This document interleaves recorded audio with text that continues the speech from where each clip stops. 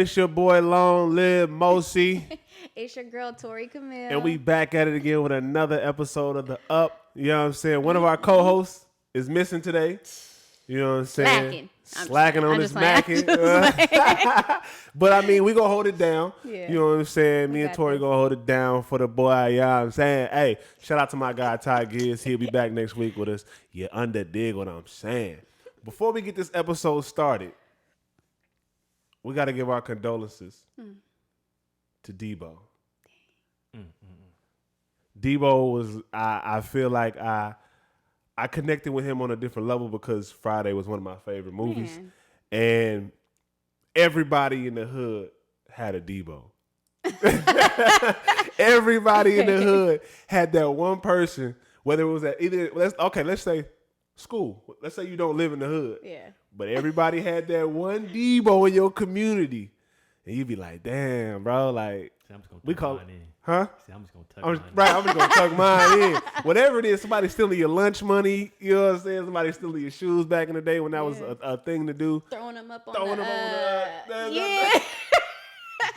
Yo. Throwing them up. On the up. Do we have those anymore? Throwing them up on the up. Yo, that's crazy. Wires. Wait. Telephone poles. Telephone poles, but the line. Yeah. See, back where I'm saying, when you see the telephone with the shoes on it, that means you dealing drugs right there. That's what it means? Yeah.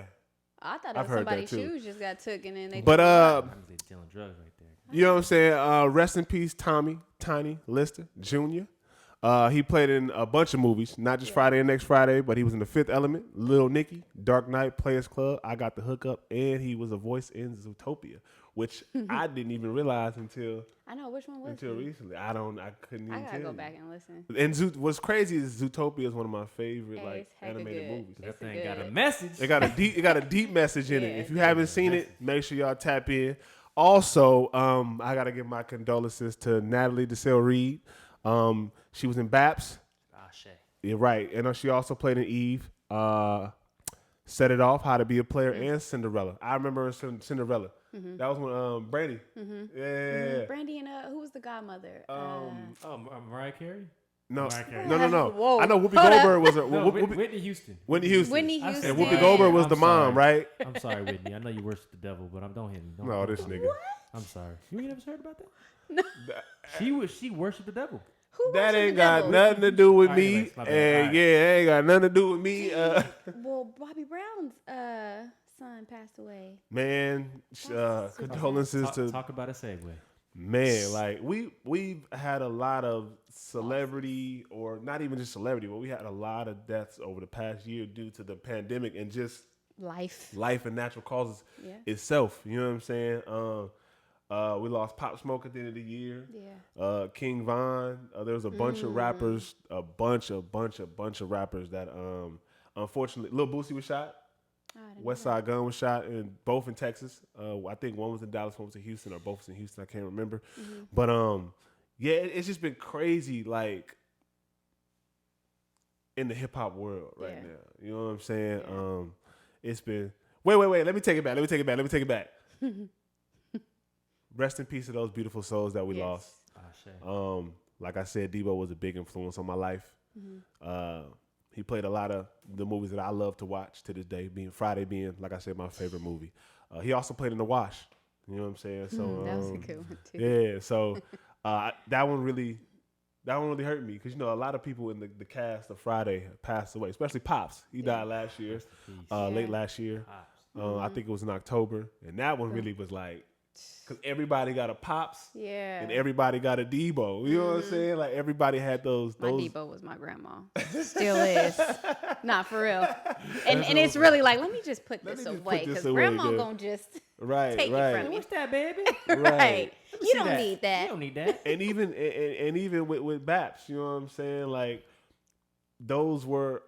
I looked at that movie. Iconic movies. Definitely iconic, but I looked at that movie like those are my aunties. You know what I'm saying? Like we all got aunties like that. You know what I'm saying? Yeah. So it's tragic, and we share our love and our condolences with those two, and big love and big shout out to you guys. But going back to the hip hop and all the killings that's been going on, it's crazy because like as a black man, I feel like we can't get away from whether it's the hood or whether it's the industry, nice houses. We can't get away from our hood mentality. What do you mean by that? Because for instance, let's say I'm a 17, 18, 19, 20-year-old black man, and I'm living in the hood. I probably got a bunch of siblings to take care of, or my family to take care of. I'm probably running the street, doing what I need to do. I end up rapping. I get signed. Let's say I get signed for $150,000. $150,000 to a 17 to 20-year-old who come from nothing is a lot of money. You know what I'm saying? With no guidance, boom, you got a manager, boom, this person, but they throwing everything at you, and you still hanging around the same people every day. You still hanging around in the hood. You probably bring some of your friends with you, pay them to do some things around the camp or whatever the case may be, but you still have that hood mentality. So wherever you go, you bring that energy. You know what I'm saying? So I feel like it sucks because now that they're getting money, they have more access to a lot of bad things. Possibly, you know what I'm saying? Like they have more access to more guns. Yeah, they can put more guns in the community. Yeah, you know what I'm saying? It's not that they have more access. It's now they have the funds. They have the means to get the things that they talk about now.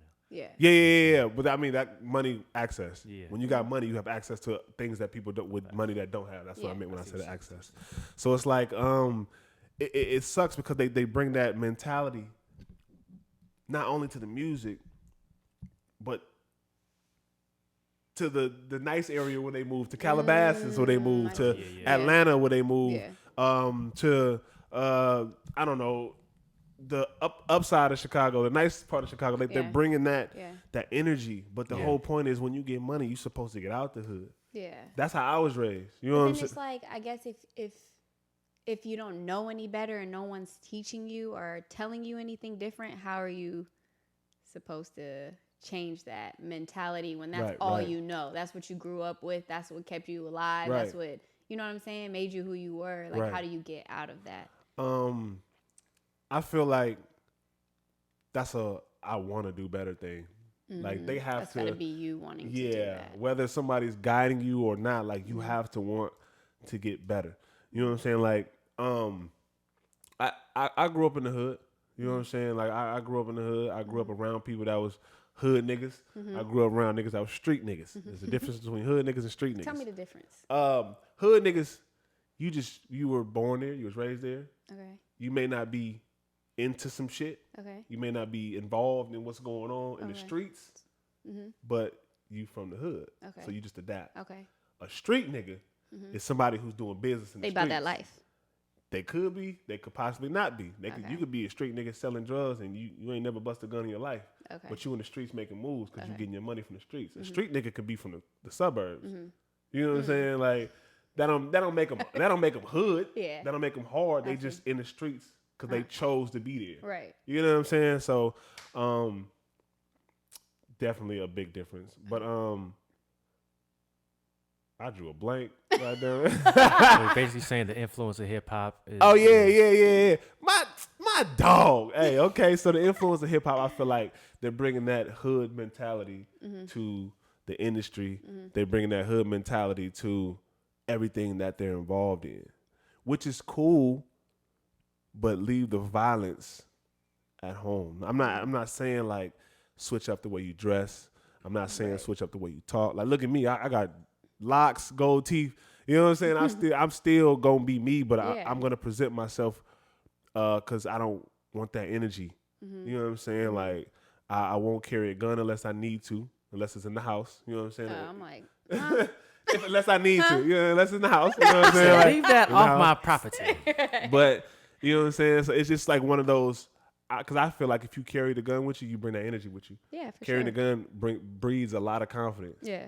Somebody say something wrong, you know what I'm saying? Like you feel like at least if a nigga say something crazy to me, like it just puts you in a bad position. It puts you in a very bad position that you shouldn't want to put yourself in. You know what I'm saying? Yeah. So I feel like it's definitely a sad thing that's going on right now, and I wish that I hope that things would change and we as black people in hip hop start to like really wake up and see what type of influence we have on our community. So would you agree that we need to have better restrictions when it comes to guns, and that people shouldn't just be able to just get them whenever?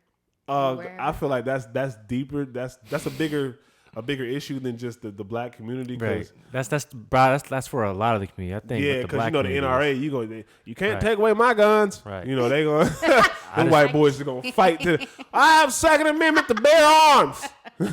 They gonna fight that goddamn thing. But I feel like it's just a responsibility. If you're gonna own a gun, it's a responsibility that you have to take. You know what I'm saying?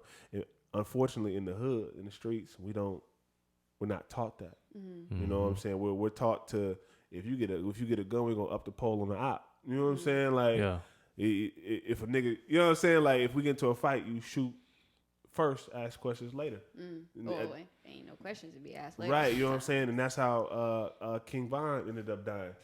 King Von went and to what it looked like on camera, beat up Quando Rondo, and Quando Rondo partner ended up shooting King Von. But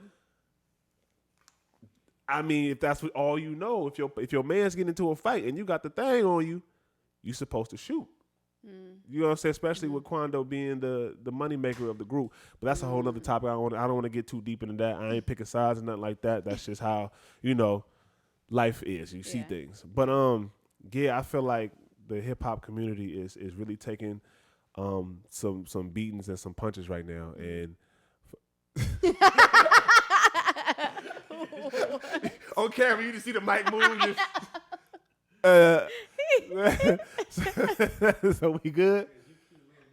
We good? Oh yeah, I'm talking. He's talking to me. Yeah, what you want me to talk to? You want me to talk over here, y'all?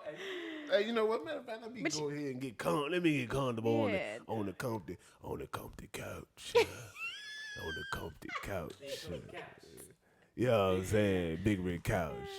But I feel like it's taking a toll on hip hop, and I feel like we have to, as the older generation, should really, really, really, really take control. I know it's hard because it's hard to tell a 17, these days, 18, 19, 20, 21, 22, 23-year-old to do something, especially when they got money. Yeah. They got a following. Yeah. Signed to a record. You can't tell nobody shit when they got power, you know what I'm saying? So, but the energy will switch now. I hopefully I pray that the older generations start to take control of what's going on.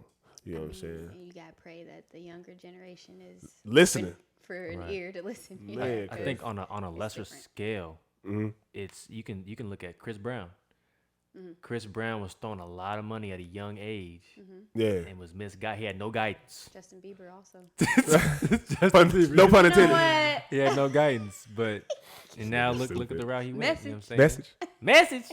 I'm just saying, it's just scales. But it makes sense though, even with Justin Bieber. You know what I'm saying? Like, I don't know Justin Bieber's background too much, but I know he was thrown into the industry at a young age, and he had to grow up in front of everybody. Yeah, that's tough. Yeah. He had his little breakdown. We seen him go through everything he possibly could go through. Literally, like that's a lot. The Truman Show. You know what I'm saying? That movie, The Truman Show. Definitely. So it's like, So it's like thinking that sometimes. Do you ever think that? Like, maybe you might be on a TV show. Maybe somebody is watching. I used to think the moon. Side note, this is off topic like a motherfucker. Totally off topic. I used to think the moon was a camera when I was young. Oh damn. Really? Yes, absolutely. Why is that? I have no idea. I just thought it was a camera. They used to watch us while we slept. Weird shit. Scary. Yeah, I know. Weird shit. Yeah. But going back, then I got educated. Know these days, though. Right, you never know. But that also leads me to my next point. Academics and Meek Mills got into it on the app called Clubhouse. I know I brought it up last show with Kevin Hart. I've been on it a lot. Been learning a lot of things that's been taking place in the industry and just learning. We ain't doing shit, so I've been listening to people with money. And, shut down again. Right. I've been listening to people with money talk about their money problems and shit. But so I guess Meek Mill's academics and from the voice that I recognize was 21 Savage. He was like the moderator. And Meek Mills is basically confronting academics about his promotion of the negativity in trolling in the hip hop community. You know what I'm saying? And him trying to push Tekashi 6ix9ine. Which I hate. So I was talking to you about this earlier, but for me, I used to really like Academics because I liked what was the show he's on with Joe Budden and Everyday Struggle. Yeah, so I love that show. But then as Joe Budden left and it was Nadessa and Gueno, yeah. which I still like that whole thing, but Trio. when Academics started trolling with Tekashi 6ix9ine, that definitely rubbed me the wrong way. I feel like he started to turn into like a groupie, and he just clings on to wherever there's action at. Profit for him. Yeah. So I kind of I don't like that. And I absolutely agree. Because I used to watch, even when I was talking about earlier with the War in Chirac thing, Academics used to cover that. Yeah. And that was a big part of what Meek Mill was saying. Like, you promoting this when there's so much good stuff going on in the community, you only promoting the violence. And that's when I had to take a step back and like, damn, that's crazy. Yeah. So I never really watched his platform like that because I agree with Meek. Yeah. You know what I'm saying? But as far as like Everyday Struggle, I did watch it because I am a fan of Joe Budden. Yeah. And I became a fan of Wayno. Yeah. Same And so it was like I like the dynamic of the show. You get what I'm saying? I like how Joe was so. I miss Joe being so unapologetically raw. He told Lil Yachty, "You don't know what fucking deal you in. You signed to a record label and don't know your fucking deal." Yeah. You know what I'm saying? Yeah. I know that was like a big ass thing when it happened, but it made sense because he didn't. Yeah. Didn't know. Right. But going back to the conversation at hand, Meek was literally saying like, Academics, you're like a poison in the hip hop community. Yeah. And Ak was defending himself, which made sense because he was saying, I only post what the artists post. I don't post anything new. I post, like, say if you posted something that could possibly hurt you on probation, and you got a gun in your music video, right? And then I post you on my Instagram, and then you get mad at me, but I'm only posting what you posted, which is true. And that's where I agree. But that doesn't mean you amplify it. Like that's you putting it under the magnifying glass for everyone to see. Exactly what they were saying. Yeah. That was very good. It was exactly what Meek Mill was saying. He was like, "Yeah, we do it, but you're not supposed to. You know, you added fuel to the fire. Fuel to the motherfucking fire." I was gonna say gas, but fuel sounds better. You added fuel to the fire. You know what I'm saying? And it doesn't. That's not making our community better. Right. Like that's not promoting good things. That's like you're magnifying the worst things. Though that yes, they are ignorant to post stupid things of things they shouldn't be doing, but that doesn't mean that you go and amplify it and make it worse for the community, the person, whatever. Just to keep yourself alive or afloat. Right, because that's what Meek was saying. He was saying like, you posted a video and there was guns in the video, and I was on probation. I could have went back to jail. Like you know what I'm saying? You gonna send my ass back to jail because you want to be getting your clicks and all that, getting your baiting. Likes up. And I do appreciate Meek actually standing 10 toes down and standing behind what he believes. Yeah. But I also appreciate Ak giving his perspective because as I was listening to the recording or the Clubhouse, both of them have very good points. But the thing is, I think Academics just brings his personal life in the way he feels about artists into the business. That's where the confusion was. Yeah. And Meek is a street nigga. Meek is a hood nigga. Academics is not. Nah, he's the dude at home playing video games. Right. In the safety of his house, recording, talking shit about everybody in the streets. You know what I'm saying? But his business is journalism. His business is hip hop. News, hip hop current events, hip hop whatever goes on with music. You know what I'm saying? And I understood. You know what I'm saying? You understood where he was coming from. I understood where he was coming from. Not that I agree, but I understood. You know what I'm saying? Like I agree with it. Makes sense, but it still ain't right. Right, like you said, don't add fuel to the fucking fire, bro. Like, you know what I'm saying? Like. And then Meek was saying, like, you only start beefs. Because I guess there was another artist that started a beef with Meek Mills. And then Academics posted him. And then Academics was like, well, they paid me to post a video and stuff like that. But Meek was like, doing his job, he's saying. But then Academics and Meek have a personal beef. So that's what Meek was like. I feel like it was personal because you would have never posted anybody from Philly unless they was beefing with me. Yeah.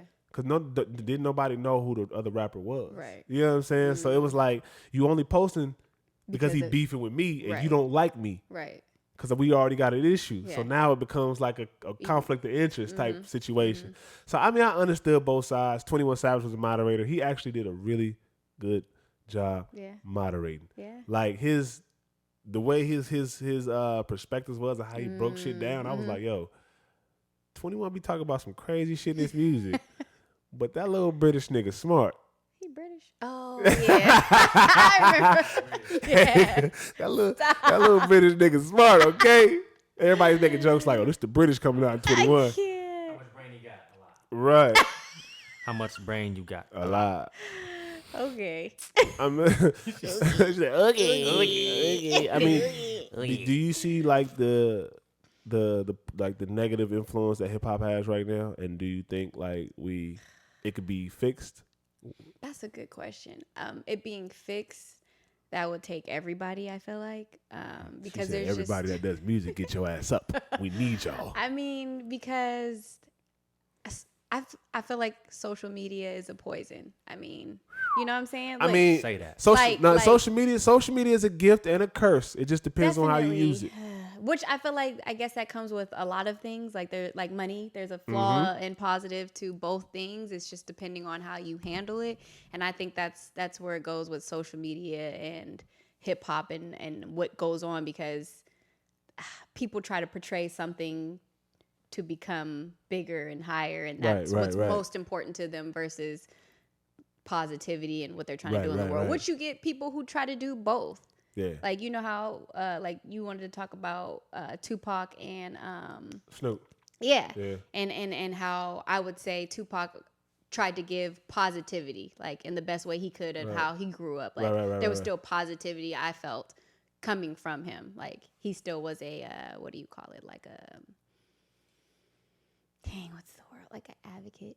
Yeah, okay, You know, like, okay. I feel like he like, you know, I don't feel like there's a lot of people with what was going on would speak up without it being like because of Instagram or because of clout. It was like really like, no, this is what I believe and this is why I'm doing it, for the people, not for the likes or the comments or whatever the case might be. So basically we need more leaders.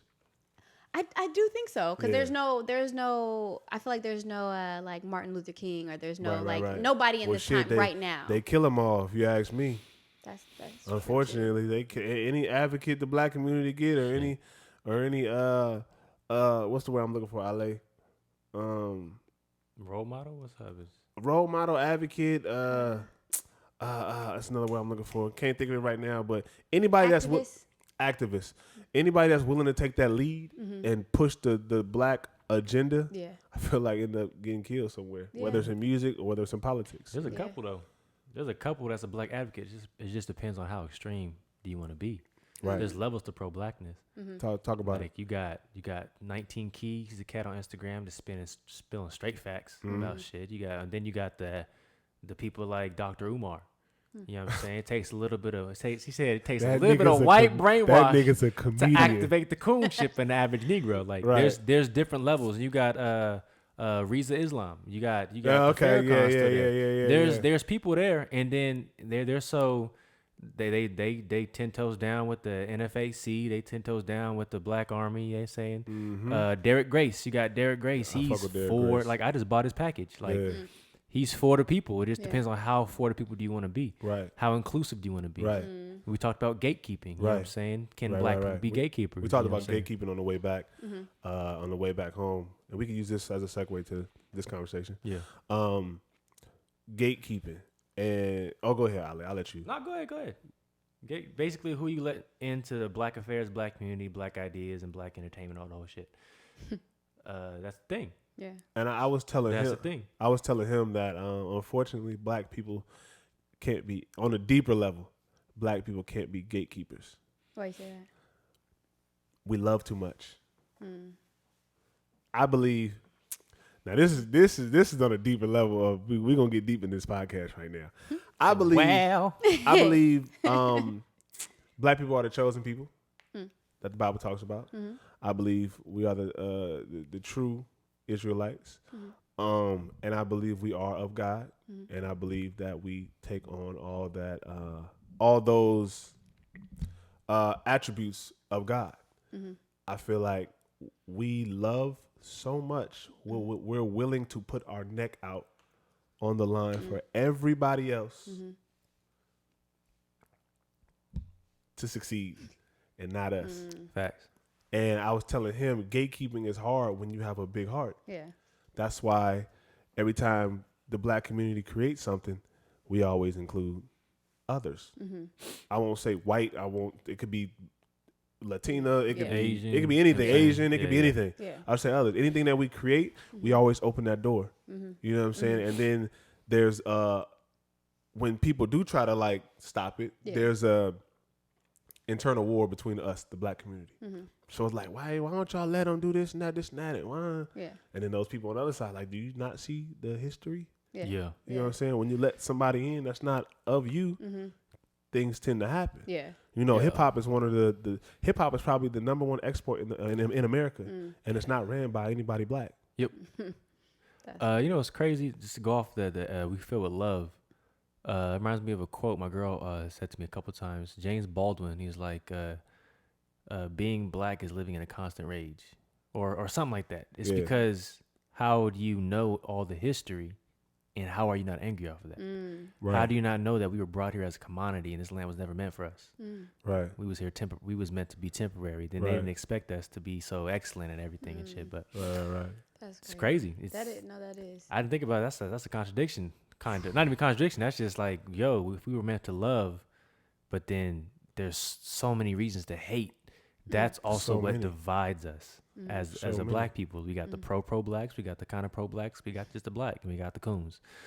I mean, shit. Harriet Tubman said it herself. I could have freed more slaves if they knew they were slaves. Yep. That's crazy. You know what I'm saying? Like the fact that that can also go hand in hand, side by side with just the fact that when the hood niggas get out the hood, they still do the same shit, It's not called knowing, a hood mentality. Yeah. not knowing There's a difference between rich and nigga rich. this nigga. I'm so serious. No, I get it. I understand. But it goes parallel because when we say, you know, we need OGs and like the leaders. Yeah. Are you willing to accept the fact that what you're doing is wrong, and are you willing to change? Yeah. You know what I'm saying? Like Harriet Tubman said, I could have, nigga, hey, nigga, we over here. Yeah. Right. These white folk good. Yeah. No, I like massive. Right. Put a house Yeah. over my head and feed me foods. And- I just They works don't all know what's day, on the other side. and my family's over here. Yeah. I don't want my family. If I keep my family, you know what I'm saying? So it's like I understand, bro. Like leaving the hood, my family's still in the hood. Yeah. That's where I'm going. Yeah. Yeah. We got beef with niggas. I'm putting if I got money, I'm putting guns in the hood. Yeah. I gotta make sure my niggas come home. Well, there's also people I feel like that feel like they have to I don't want to be like have to give back to their community because you should, but I feel like Right. in a different way, I feel like people feel like that it kind of takes from them versus like really giving what the people need. They give what they think they need, and it's not always. And that's they the need right to thing. and they need to unlearn that behavior. That's Yeah. what Derek Grace talks about. You know what it is? Unlearn and relearn. It's what's the word? Oh, it's called uplift suasion. Talk to me. I don't know what that is. So uplift suasion is basically so the abolitionists thought it would be cool for the black folk to start acting white. And then they know where wanted this is to going. they wanted to colonize everybody and be like, okay, so black people are here now. What are we gonna do when they free? We need to teach them to act quote unquote proper so they can live in a white society. And dumbing yourself down, quieting yourself. This is why they say be unapologetically black. Don't be afraid to be loud. Be voice your opinion. Don't be afraid of conflict. Something I'm still struggling with. Right. But all of that derives from what's called uplift suasion. Dumb yourself down. So now the system is set up for us to be nigger rich, Yeah. to have money on our stuff. It's a way to quiet us. Right. And then that's when I Put us on their side for a little bit. right. And this is why Right. do you think nobody black runs the fucking industry? That's why Unless you a Jay-Z or a Beyonce. when people get money in the black community, they end up switching. So when people get money in the black community, they end up switching. You know what I'm saying? They see life in a different perspective now. Now I can buy this. Yeah. I can get my credit up. I don't have to deal with none of that nigga shit that y'all was doing. Yeah. You know what I'm saying? And I know we had a technical difficulty, but Ale, did you say about you were speaking about the uplift? Uplift suasion. Yeah, that Yeah. it to me I feel like that's so true because when you go apply for a job, I have to, hey, how you doing? My name is so and so, and I have to talk like this instead of me being able to put bass behind my voice and talk like how I've been talking every day in the hood with my niggas or my sister, my mom. Like, you know what I'm saying? I talk to my mom like, what's up, nigga? I call my mom right now and be like, what's up, nigga? I talk to my stepdad like that. I talk to my grandpa, which is, he's 72, 73. You know what I'm saying? I talk to him every day like, what's up, nigga? Merry Christmas, nigga, what's up? Like, that's how we talk to each other, but I won't say nigga, but I mean I say nigga to them, but I won't say nigga to anybody else that's not black. You know what I'm saying? Thank you. What do you think about that? Have we talked about that already? People saying the word nigga? That shouldn't. Let's talk about it. But do you think? Let's talk about it. Well, because I want to say like, so I thought about it like when it comes to songs and other people listen to it who aren't, you know what I'm saying? Mm-hmm. And so how do you expect them not to if you're saying it? Like, you know what I'm saying? Go. I know Ale got hell to say right now. That nigga holding his tongue like, go ahead. Well, so this is kind of so imagine you in a family full of Crips. Okay. So now because you're in a family full of Crips, you ain't never put in the work and all that shit. Mm-hmm. You think you're a Crip because you're in a family full of Crips. Mm-hmm. Now let's relate that to saying nigga. Okay. Let's say you around a bunch of people. I don't think that's a good one. Oh, well, hold on. Hold on. Because if I'm a Crip, nigga, I'm Crip all the way through. Like, but a lot of people think they Crips and Bloods because they families is Crips and Bloods, but they ain't never put in the work. Right. So but you could be affiliated though. This is facts. But all right, so let me go into this then. So imagine you, white, Asian, Mexican, and now you in this community that's heavily influenced by black culture. And there's a bunch of niggas around you, a bunch of black people now because they saying nigga. It's now you feel obligated that you're able to say nigga. But the conflict is you ain't putting in the same work as a black man or woman is just for being black. You're not stereotyped as much as a black man or woman when you get put over and all that shit. So let me ask y'all this. Is nigga a part of the hip hop culture or the black culture? Because I feel like what Ale's talking about, because some people aren't black, but they're still a part of the hip hop culture. Like no matter what you say, if a white boy was raised by black people, around black people, that's all he know. He is technically in the culture of hip hop. Black culture, hip hop culture is black culture. But then it separates because black culture is black culture. Our ancestors, and hip hop derives from us, our ancestors. Yeah, but that's what I'm saying though. But like because hip hop is so commercial right now, it's almost separate. We don't own hip hop. You got to remember that. It's us. It's ours. We don't own it. It's separate. They own that. And now this is where you have to go back to the argument of gatekeeping. Like, why is it that they own it? Why is it that? Well, we know why they don't own it. We didn't have the resources to. We don't have the money. They brought us out here on slavery and said, "Nigga, you free." But now go we do something. But now we do, and I might keep bringing them up because they're there. Right. Fucking Jay-Z and Tidal. Right. Fucking Beyonce. Now we do. But uplift suasion, we're brainwashed to not want to do that. I think it's not. I think it's harder than that. I think it's harder than that. Because it's easy not to. We don't have the. I don't think it's that people don't want to though, but I feel what you're saying. Like it's not necessarily don't have the resources. I think it's just that what's already been allowed and not been allowed. It's like you kind of get to a certain point where it just stops for you. We just now creeping up on 400 years being free from slavery. We barely creeping up on 100 years of being segregated. You know what I'm saying? Like my great grandmother, you know what I'm saying, passed away, you know, God bless her soul recently. She was 93 years old. She lived through segregation. Segregation wasn't that long ago. Yeah. You know what I'm saying? So it's like, it's not that we're still climbing these mountains. We still climbing these mountains physically and mentally. So it's not that we don't want to do it. It's not. It's harder than just doing it. Yeah. Jay-Z still. It ain't. Jay-Z is one of very few who possibly is doing it, and he had to become a billionaire.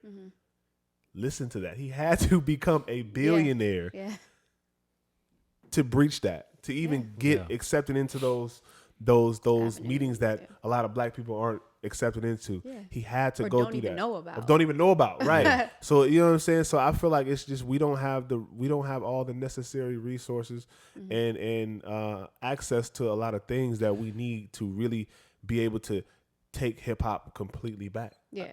I think it's simpler than money. I think it's a lot more simple than money. As in? I think knowledge. It literally is knowledge. And are you willing to adopt the knowledge that's being given to you instead of challenge it? So I think you can be somebody with $10 in your pocket. But you can't separate the mindset though, because the mind, once you got the mind, you got the whole thing. If you can control somebody's religion or their mindset, you control the person. You know this. Oh, that's the basic of slavery. That's the basic, right? It's the basic idea of slavery. So it's like I said, 400 years of ended slavery, maybe 100 years of ended segregation, maybe less than that of ended segregation. And like our grandparents probably have a different take on how we see things right now. Oh yeah. You know what I'm saying? Like it's generational. We have we're the ones breaking this curse. Like our generation, and then the generation after us, and the generation after us. You know what I'm saying? That's I feel like that's our job to make sure that that's continually happening. Right. Agreed. And what I'm saying, but my overall point, because I'm rambling, but it's I don't think it's that easy to just break the mental. Otherwise, it would have happened. Right.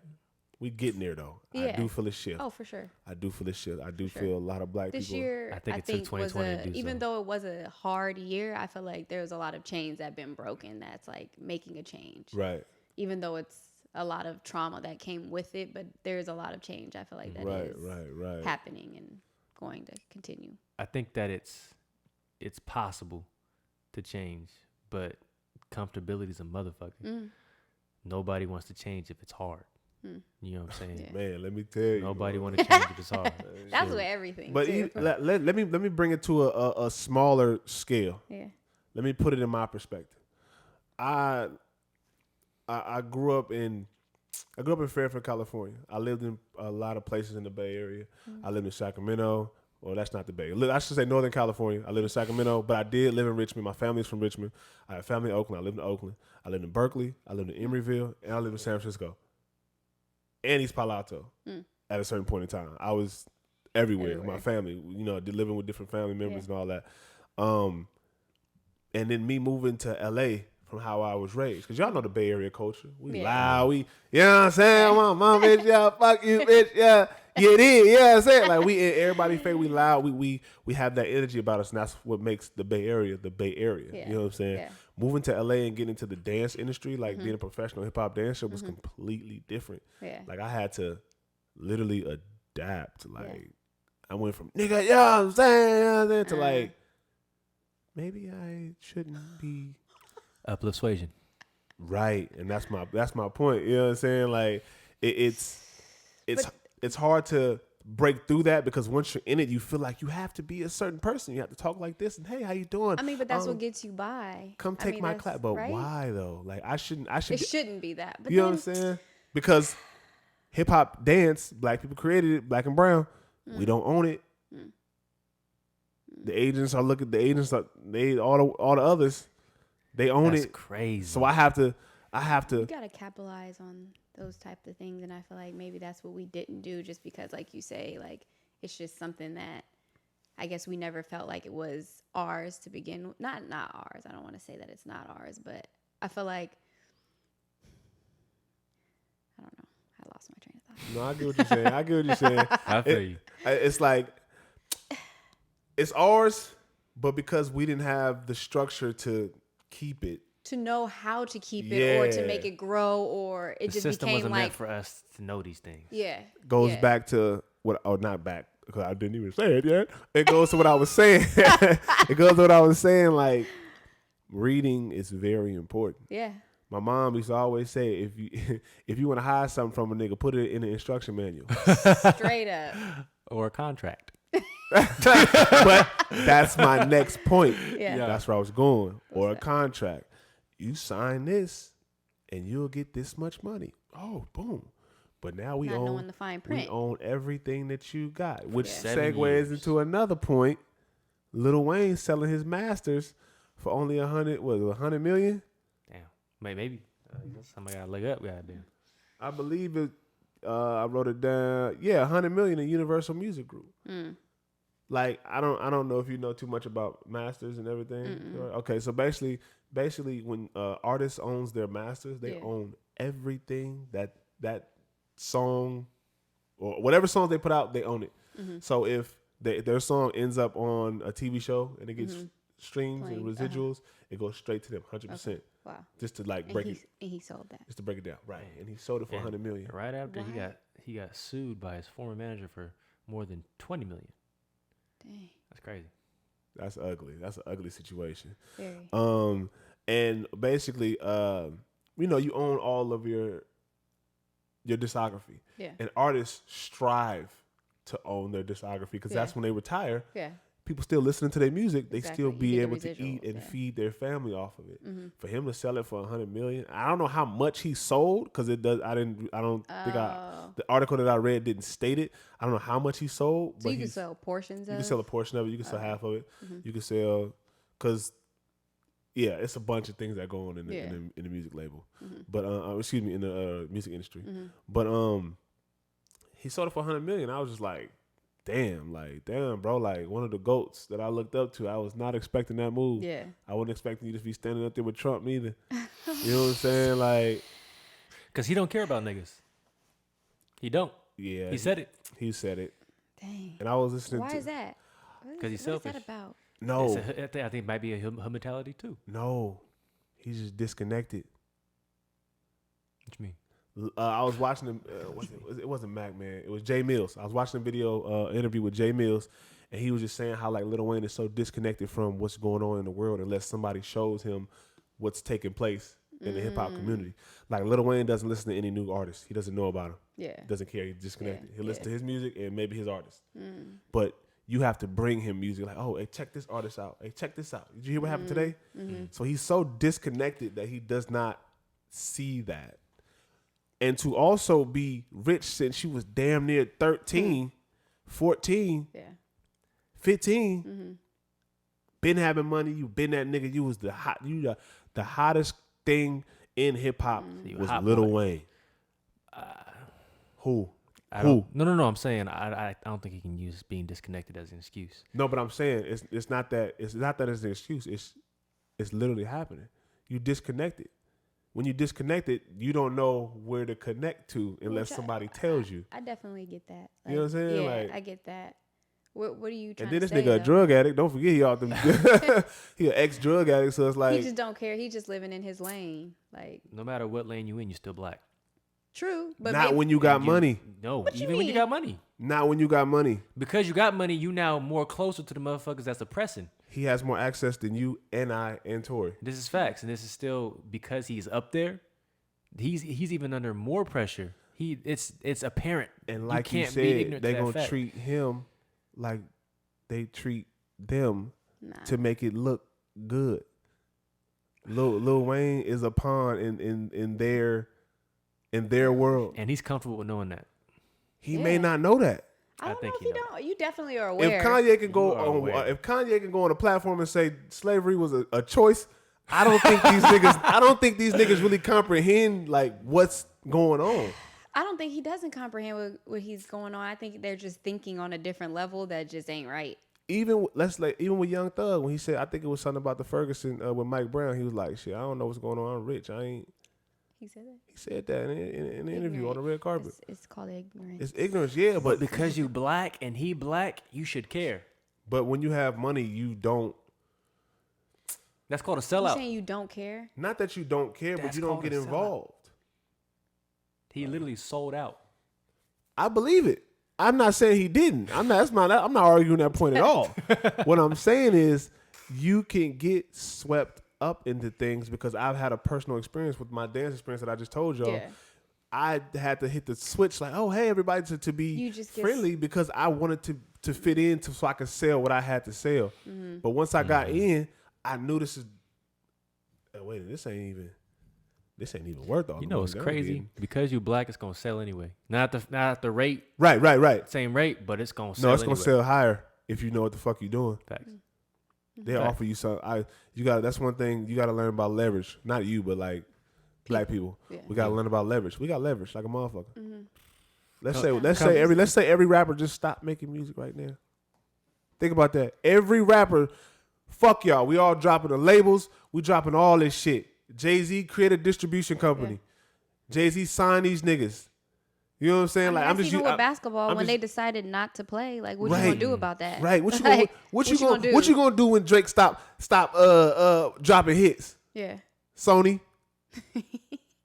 You know what I'm saying? Seriously. Like, what you gonna do when who the second Lil Wayne? Or I mean, what you gonna do? Who the second hottest nigga out right? Lil Baby. What you gonna do? I think Lil Baby is with Atlantic. If I may or may not be wrong. Mm-hmm. I mean, right. But what you gonna do when he stop dropping music? What if they go to another distribution or a label? Right. Shit. But black people ain't on the same page, bro. So hopefully come December 21st, we gonna get on something. You heard about that? Nah. Man. What's so I guess on December 21st, black people are supposed to like be supercharged and superpowered because I think, what is it? 400 years of slavery is over. Yep. That's crazy. Really? Yeah. I'm looking it up now. Like, it's supposed to be like this thing to where like we reach a higher consciousness for ourselves. Yeah, it's crazy. I was reading on Twitter because everybody kept posting it. Like, I can't wait to December 21st. December 21st. I'm like, nigga, what the fuck happened on December 21st that I don't know about? What type of Black History event am I not a part of? I thought I made the cut, damn it. So, I started looking it up on Twitter, and they were just saying like black people are supposed to get like a higher consciousness or some power. They turn into powers. So I'm like, oh my gosh, hey. If I could fly, teleport, I ain't mad at it. I cannot. It's Alakazam. Right. Wingardium Leviosa, motherfucker. Nigga, he said, zip it up and zip it tight. Right. Because the Dave Chappelle. Did you look? Zippity doo dah. Did you look into it? It's confusing. Like, wait. So I do want to get back on the like how you could say that Lil Wayne could get lost in the sauce. Hold that, Ale. I got you. Because I can get that because, like, even, like, living in the community that I'm living in now and just not knowing what's going on, like, if I'm not around people who know what's going on in other communities, then how would I know what's going on? Which I'm not giving an excuse to Lil Wayne because he still should understand what's going on in the world. Like, but you have to, like, there ain't no way he's that lost, though. It could be. When you got money and you ain't really got to do nothing, you can sit back and you probably done everything in the world. Mm-hmm. You could just be disconnected. We could set the drugs aside because we already know, you know what I'm saying? Mm-hmm. He did his dirt, whatever the case may be. But you can be disconnected. Like, even when I was living in LA for 5 years, I was disconnected from my hood. Yeah. I came back looking like, damn, like, what the fuck going on? The fuck is this? When he here? Right. Oh, he was a baby when you was here.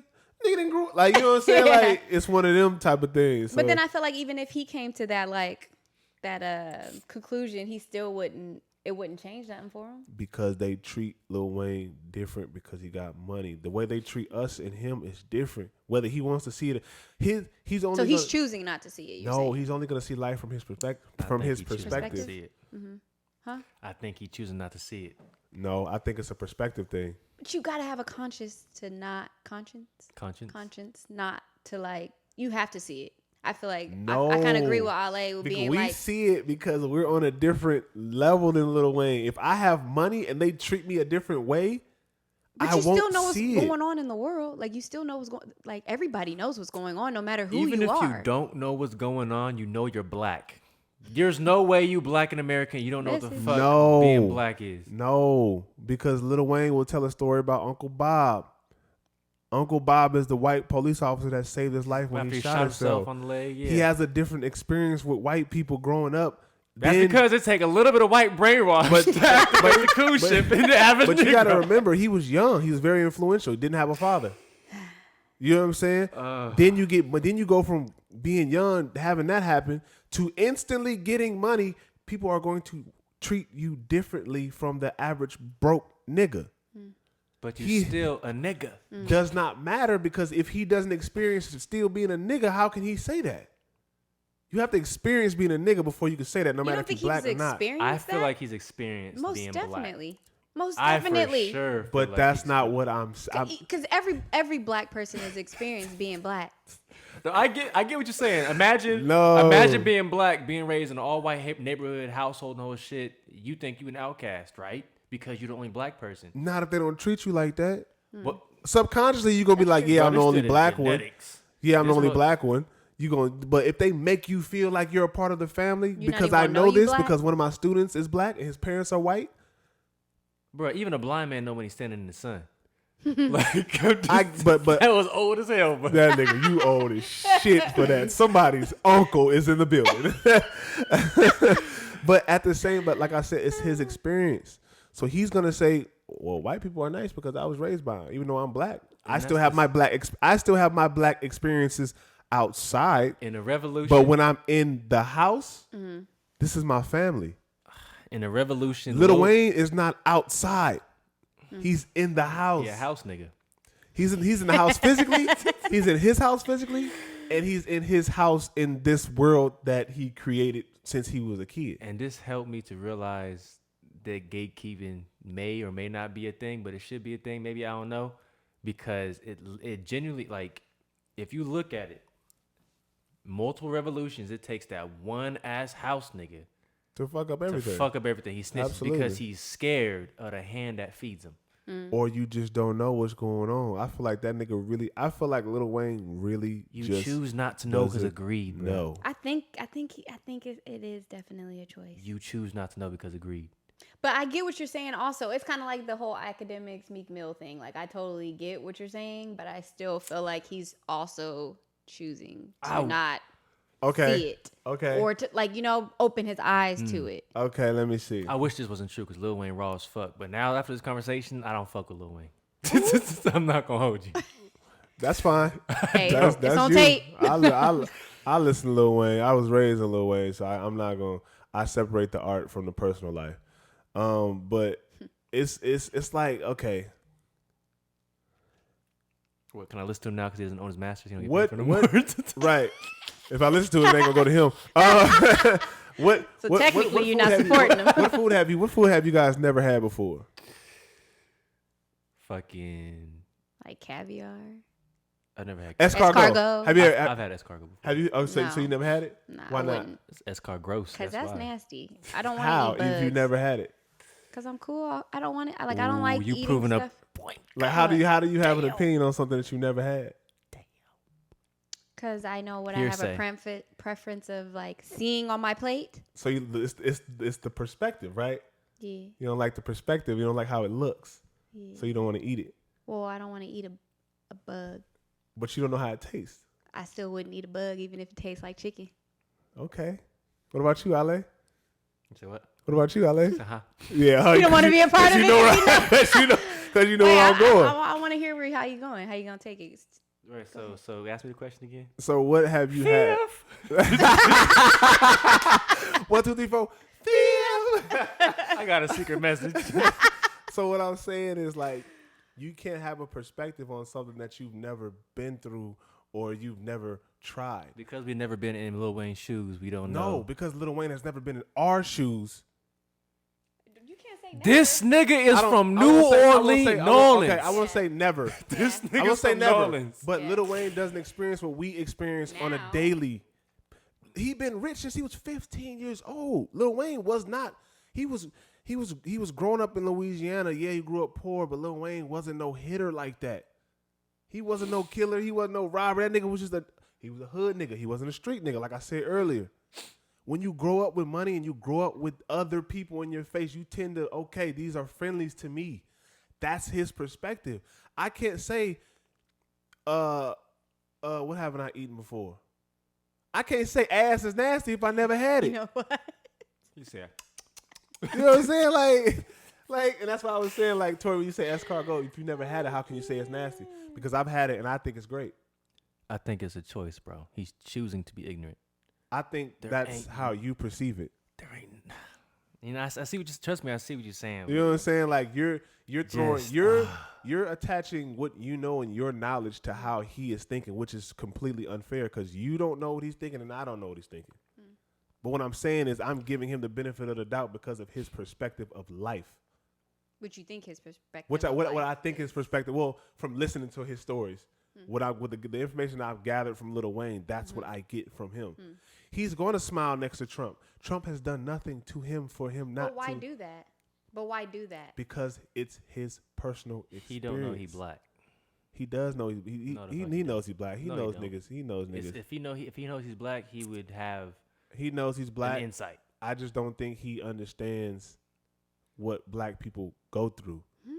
Because he has not been through this. Like, I don't like. Even if you made it, you can't erase 14 years of your life before you got big on. Who's to say 13? He was doing anything or something happened 14 years of that life? That's what I'm saying. Huh? It's New Orleans. That's your perspective on New Orleans. We don't know what Lil Wayne been through in the 14 years. I don't even remember what the fuck I went through in 14 years. I couldn't really tell you anything. You can't? Because I could. No, I mean, I could. But on a grand scale of things, like, you know what I'm saying? When you get older and you're an adult, 14, okay, put it like this. Lil Wayne was richer. He has been rich longer than he has been broke. Okay. That puts him in a different platform already. You know what I'm saying? Like, but it still doesn't change him from being black. And I'm Correct. pretty sure when he taking became that rich, away. he still felt what being black was for a very long time. I'm not taking that away from him. What I'm saying is, but then how does he not know? Because his good experience with other people probably outweighs the negative. But and that means you now have a choice to not acknowledge the experience you had in general. I didn't say that. I have experiences with black people all the time. I think I have more experiences with niggas than I do white people. Now, should I stop fucking with niggas because of that? No. Because most of my ops, niggas that I beef with growing up, are black. So should I start from what y'all saying? So should I start those beefing specific? Nah, I'm not telling you to beef. So should I start beefing with niggas because of that? Nah. That's my point. That's not what it's saying. To beef. It's just to open your eyes. I'm just asking you to open your eyes. But that's what you should beef with people. What happened? I don't even Lil Wayne ain't beefing with black people either. But he just don't know he black. What I'm by choice. What I'm saying, no, it looked like a duck, quack like a duck. Because like if you watch his interviews, he will. And I'm not defending his coonism. That's one thing. Let me go ahead and put that on the record right now. I'm not defending his coonism. I'm defending his perspective and the reason why he may or may not think like that. I don't think because anybody's disconnected from black people, it's automatically a negative thing. Because I don't know how he was raised. I don't know how he grew up. If I had money, I would definitely put myself in Lil Wayne probably hasn't lived in a hood in how long? How old is he now? Since he was 15? That's what I'm saying. Like, so how can most of your neighbors are going to be white? Most of the people you walk into office are going to be white. Most of the executives that you're going to talk to are white. But you're still black in a white society, and that right there is. But if you don't learn that knowledge before you get the money, how can you be mad at him? But you know you getting treated different. Regardless of your social class. That's my point, Ale. If he's not being treated different. But when did you think he started being treated different? Like, when did that come about? Not when he turned 15 and became rich. Yeah. So when you get money, you jump into a whole nother class. Not skin. But see, you keep bringing it back to skin. We're gonna bring. That's what it is. We're gonna bring it to skin. No, it's not. We're gonna bring it to skin in a minute. But when you jump, okay, put it like this. Cause we will. Okay, I got your ass over here. Goddamn. When it comes to money, anybody in business, any businessman will tell you, I don't see color. I see green. The only color I see is green. He racist. He racist. What if he's black? That's a racist statement. Okay, well then he's prejudiced then. There you go.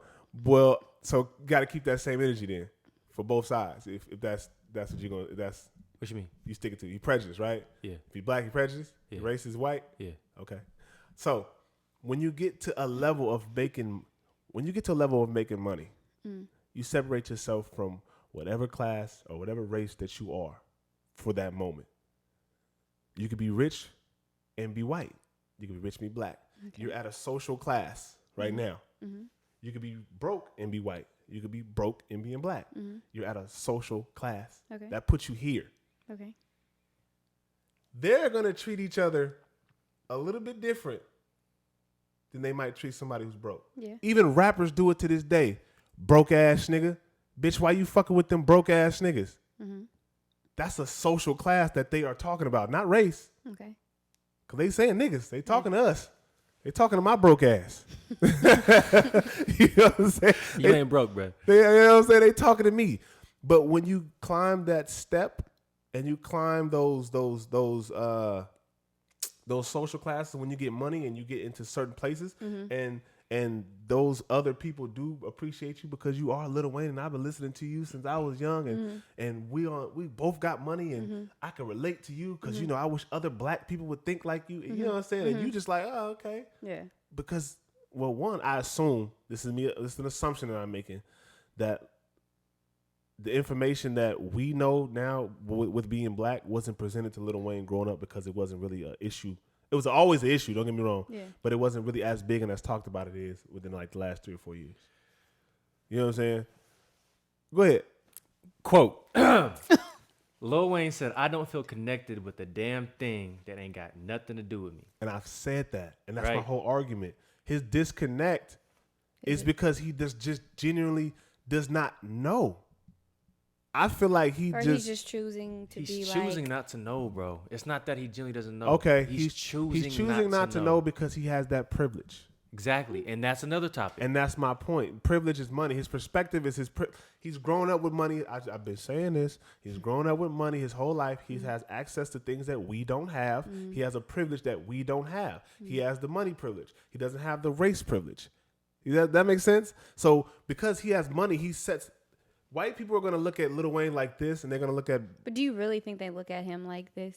I absolutely do. Because they look at him like that because, how can Lil Wayne make me some money?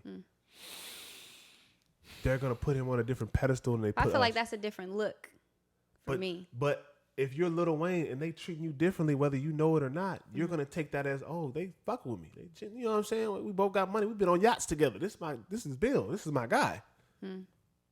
You know what I'm saying? If a white man saved my life, I would feel the same way.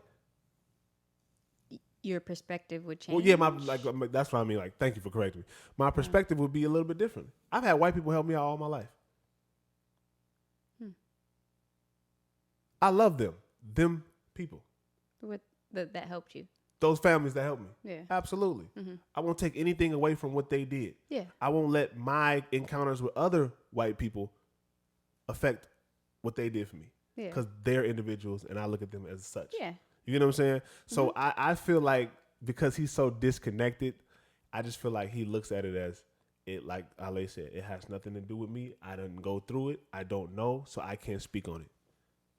That's a perspective that he had in his ignorance. Life. Of course. Of course. By choice. Of course. But what I'm saying is his perspective.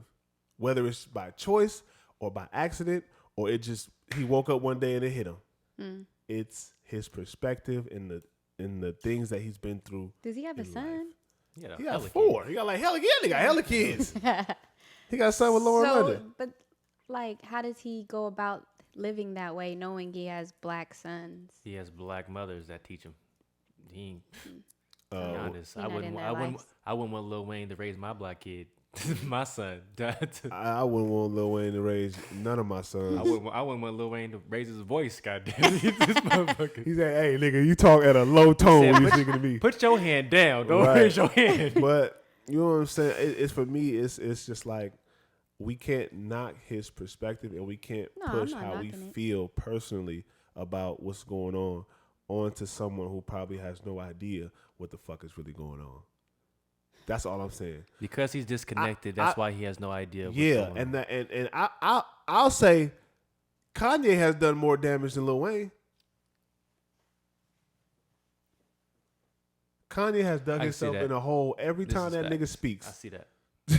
You know what I'm saying? Lil Wayne is just doing what Lil Wayne does. He's just, okay, well, I'll go meet with this guy. I'll go do this. That nigga is disconnected, bro. I don't even look at artists to be activists anymore since I became an adult. You know what I'm saying? Yeah. Like I don't look at. I know you don't think niggas, they should be. No, or? I don't think they. T.I., I got much respect for everybody I'm about to name. T.I., Kanye, Lil Wayne. I just don't feel like they are connected. Even with the perfect example. Even with I don't know if y'all remember if y'all know what T.I. said after King Von got killed. Mm-mm. He posted a tweet and was like, man, y'all got to take all y'all beef. Don't come to Atlanta beefing and bringing y'all beefs to Atlanta and killing each other in Atlanta. Take that shit back to your own home or where you come from and handle y'all beefs over there. Sign management. 50 Cent tweeted and said, nigga, delete this. You sound crazy as shit. These little niggas will kill you over saying some shit like that. And then what he say? Nothing. I think he damn near deleted the post. He's disconnected. That wasn't a beef that just niggas just brought to Atlanta. They wasn't beefing before that incident. Yeah. Them niggas is from two separate cities. Yeah. I think Quando is from Baton Rouge. I'm not Baton Rouge, excuse me. Savannah, Georgia, and Von from Chicago. They just both happen to live there. But because T.I. is so disconnected from what's really going on in the streets, you say that bullshit, and now you looking dumb. Yeah. And everybody You don't know the whole facts. And you don't know the whole facts. So that's why I feel Lil Wayne, he's so disconnected. He don't even, which could be a choice. Yeah. But it's his perspective. That was T.I. perspective. That's what he saw. Everybody keep coming to Atlanta, niggas. You know what I'm saying, niggas? Because one of my closest friends died in Atlanta on January 1st. He got killed. The car got shot up. Dang. You know what I'm saying? Yeah, right. Him and his friend, they both died. So it's like I understand where T.I. is coming from, but it's not the time. That was the wrong time. Interjecting like, nigga, no. Yeah. This is real shit. Yeah. These niggas, it's war now. That's crazy. You don't just because you feel like you're an OG, you don't interject and say something like that. Like you're disconnected, you don't know because these niggas will hurt you, like 50 Cent said. So that was the two examples, like I say, was 50 and T.I. But you agree that that's their choice of being disconnected? As a grown ass man, Lil Wayne, yes, that's a choice. But like I said, I was arguing his perspective. Yeah. You know what I'm saying? He should have now. He's like in a bubble and doesn't know what the heck is going on. So he's saying that he doesn't even have anything to say because he doesn't even know what's going on because he's just living his best life. That's how I look at it. You got anything to say? Disappointed, huh? I know you're disappointed, Lil Wayne. I know. Cause that's the same thing I said when he was doing all that and when he met with Trump. I was just like, damn, bro, like He don't. Even with Kanye, He knows, and this is how I see it. My perspective of looking at him. He knows he's black. Right. Doesn't want to acknowledge that he's black. Right. So therefore, he ain't going to. Who says he's not acknowledging he's black though? The shit he says. That doesn't mean you don't know you black. You just looking at him not acknowledging that he's black is what's getting him money. You know what I'm saying? No, his music is getting him money. And being in the circles that I don't know. That's what I'm saying. Like you speaking from personal. Let's Just facts. Let's sit the personal out because to say somebody don't know he's black is a personal opinion. I think he means like not necessarily he don't know his skin is black. I think he thinks that like because of how he's excluding himself from what's going on, that he's not acknowledging that he's black. Because he knows how to finesse his privilege. Or he's just talented and people give him shit. What makes you guys? Now this is a question. What makes you feel entitled to him having to be the spokesperson for black people? I don't need him to be. Oh no, he can't be. Yeah. But so what's the problem? So why are you upset? I'm not upset. I'm disappointed. He's disappointed so why are you disappointed? He's disappointed in because he's black and he's saying he don't. He just said that. Why is he gonna like? What did he say? The shit ain't got nothing to do with him. Mm-hmm. It doesn't. It does. Don't. Because he's black, and the same shit can happen to him because he's black. He don't put. Why is it that he rolls around with a gold 45 on him? It's not just because of niggas. Well, he said it was a Father's Day gift in the article. Allegedly. All of this is alleged. Yeah. So for you to assume that is crazy. That's why I'm saying like it's all allegedly, but it's like we can't assume anything if we ain't never talked to Lil Wayne. We can only go off of the information that we know. I'm one of the biggest Lil Wayne. I've been listening to Lil Wayne since Lil Wayne. Since he came out with bling bling, every time I come around, it's it bling bling. You know what I'm saying? After you back it up, then stop. Now what?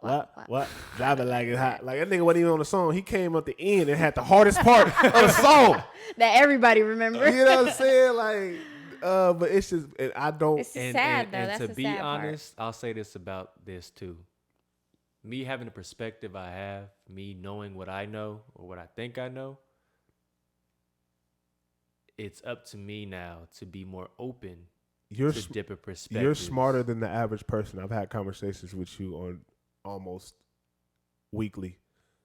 I can give you that. You're smarter than the average person.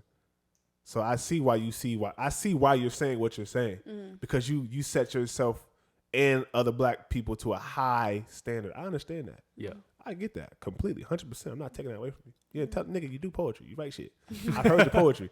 Nigga, the way you put words and how you say shit is on an elite level. Period. Well, there it is there. You know what I'm saying? So it's one of them things. Buy my shirts. Poetry on my shirts. Eventuallybrand.com. Make sure you check it out. Plug. Right. You know what I'm saying? So I just when it comes to Go ahead.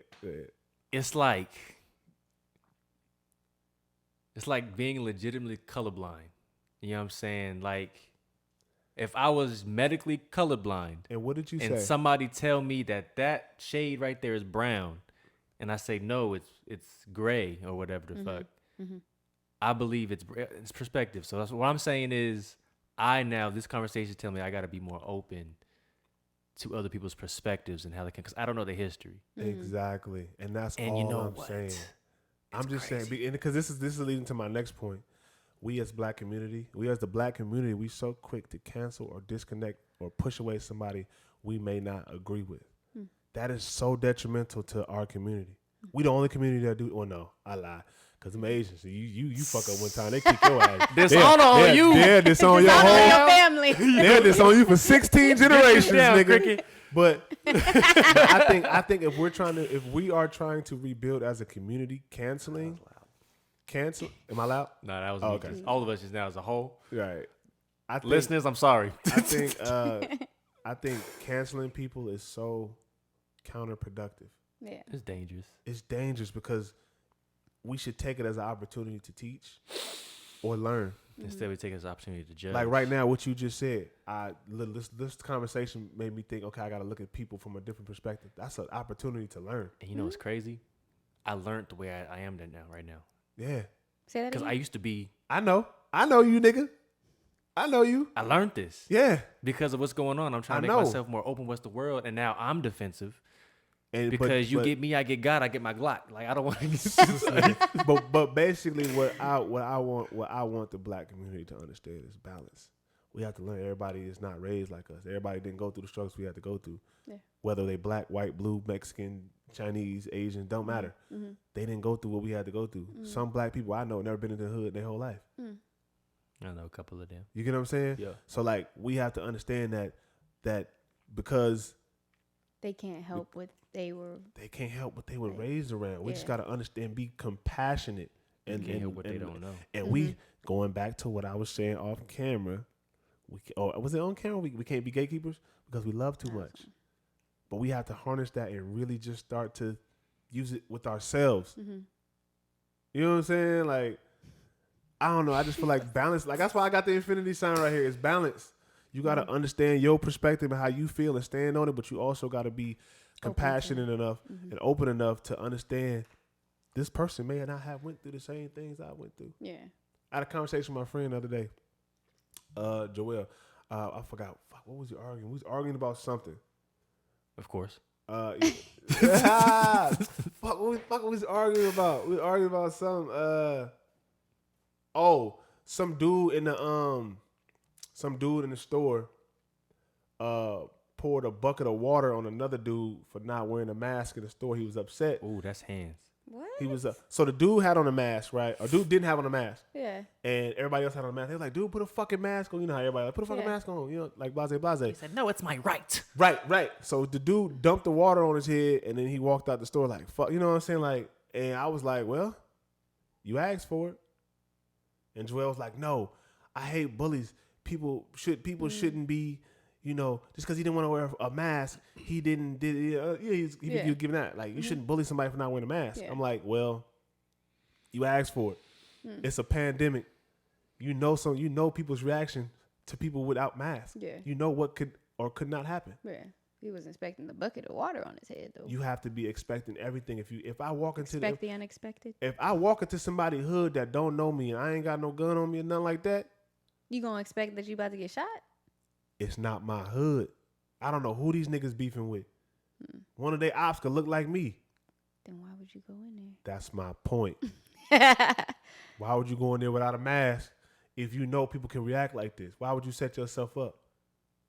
But to defend him, he's living in his own world. His perspective is different. So I had to understand the conversation that me and Joel, we just squashed it. No, we wasn't really arguing. It was just like two different perspectives. I was just basically saying that dude basically asked for it. He didn't deserve it. Yeah. Because he lives in his own world. He didn't deserve it. Yeah. But he brought it on himself. He brought it on himself. Low key, we in a pandemic and everybody's scared. Fear brings rage and anger. If I'm afraid that you might have something and you just not following the guidelines, nigga. Yeah. You're gonna protect yourself. Right. Or you're gonna make sure I'm gonna make sure you get up out of here, so I'm gonna pour some water on your ass and you gonna leave. Where was he pouring this water? It was in a grocery store. I know, but where did he was he on top of? Now he's behind him and he kind of just. Oh, okay. Yeah, he dumped the water on him. So it's like he just had that bucket ready. I'm just wondering. Yeah, I don't. Take a random. The setup to that video was crazy. Like, are you buying the bucket of water, nigga, or did the bucket come with the water because it didn't have a lid on it? I don't know. By the way, is your water wet? Right. He said, "Nah, mine dry. Got to defrost it in the house. It's a big ass ice cube." I can't. But overall, I just want black people to have compassion and start to understand that people like Lil Wayne, people like Kanye West, people like whoever else says T.I. says crazy things is because they've been through a different lifestyle than us, whether they have money or not. Yeah. Kanye West was unfortunately diagnosed with bipolarism. Is that a word? Bipolarism? Bipolar disorder. Bipolar disorder, yes. Bipolar disorder. And after his mom passed away, you know what I'm saying? It drove him crazy. So you start to do and say things and we like cancel. Yeah. But Kanye has put some of the greatest records out for us to live. I grew up listening to Kanye. Oh. Kanye has changed fashion in a sense. Kanye, Jerry Lorenzo, Fear God, Off-White, Virgil Abloh, Just Don, Heron Preston, all those people that we watch. I mean, not watch, but the shit that we wear, the high fashion, the black high fashion, they all worked at Donda with Kanye. So Kanye has contributed a lot to hip hop. We shouldn't just throw him away because of his ignorance. Not even his ignorance. Sometimes he may not know too. It's not ignorance. Yeah, okay. Ignorance. Okay, yeah, you're right. I looked at ignorance. So what you're thinking? I looked at ignorance as a bad thing. What you said. What you defended, we're probably trying to finish now. Is he's not choosing to not know. Sometimes you just don't know. Yeah. I see. And if you got money, you got niggas that's working with you. You gonna probably get a lot of yes men around you. Very true. You get what I'm saying? So we don't know what's going around in their circle, in their camps, and whatever the case may be. But I just want us to be compassionate with each other until we can get it together collectively. You know what I'm saying? Shit, goddamn. So you disagree with cancel culture? I disagree with it. I mean, I do too. I think it's so detrimental. It's stupid. I think we should do a timeout culture. Timeout. Send a nigga to time. You know what? Take a break. Nigga, we are not buying your shoes for 3 months. Timeout. You gonna hit these next 3 months. You gonna take a hit because you need to learn a lesson. Black people need to be on that trend. Goddamn, time out their brands and shit. Time out their music. I mean, 2 weeks. It's funny, economy but I going mean, down. it's funny, but I mean, I feel like economy going down. It kind of could happen. You know what I'm saying? Like PSA. If it didn't already. Right? Because I feel like I don't know. It's so detrimental, bro. Like,